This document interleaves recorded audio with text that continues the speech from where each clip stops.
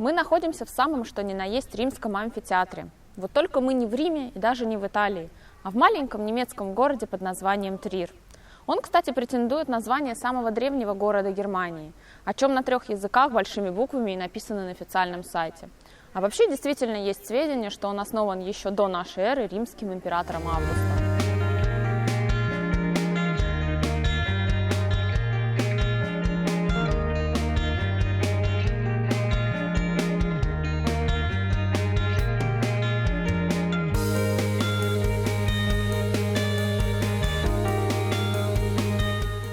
Вход сюда не бесплатный, 4 евро на человека, но в целом с собачкой пустили без проблем.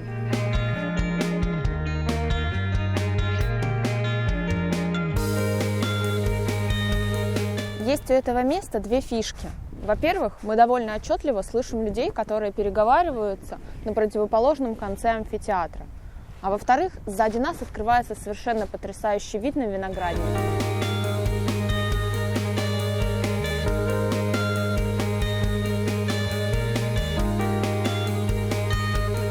Автомат, который за евро вам расскажет, что здесь было. Может, на немецком, английском или французском языке.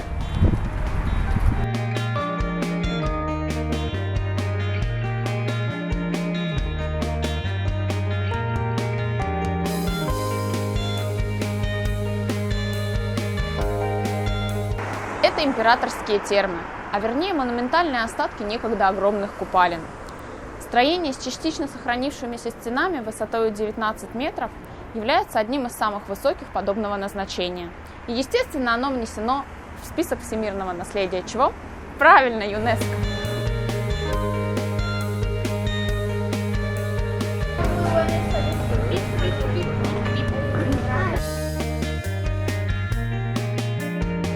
Лайфхак для тех, кто хочет посмотреть казеровские термы бесплатно. Ищем такую тумбу, залезаем, смотрим, слезаем и радуемся 4 сэкономленным евро.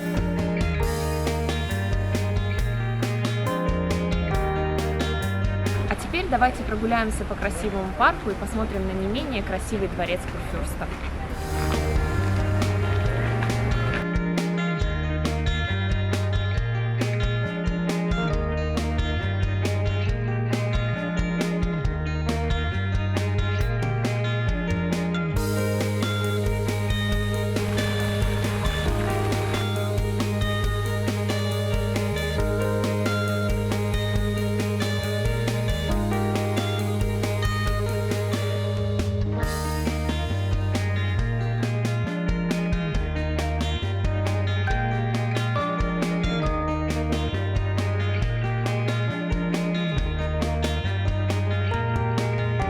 Это кафедральный собор Святого Петра, один из старейших соборов Германии, построен аж в 320 году нашей эры и является отличным примером романской архитектуры.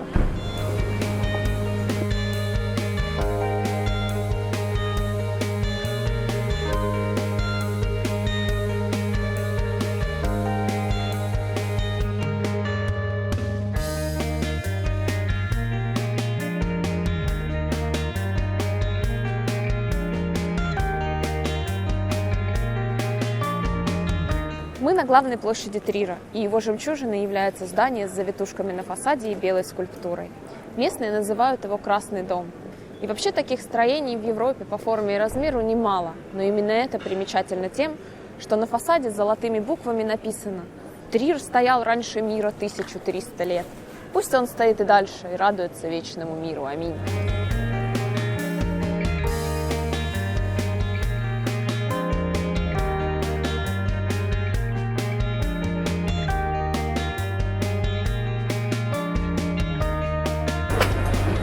Ну и, конечно, в Германии невозможно обойтись без карри-вурста. Этого исключительно интернационального блюда. Немецкая сосиска в американском кетчупе и индийском карри.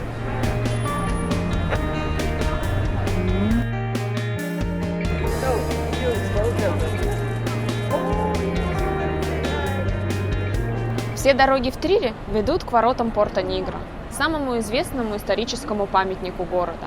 Их построили еще римляне во II веке нашей эры.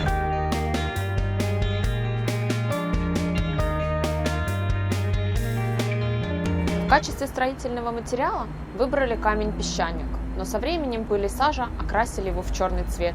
Почернело и название.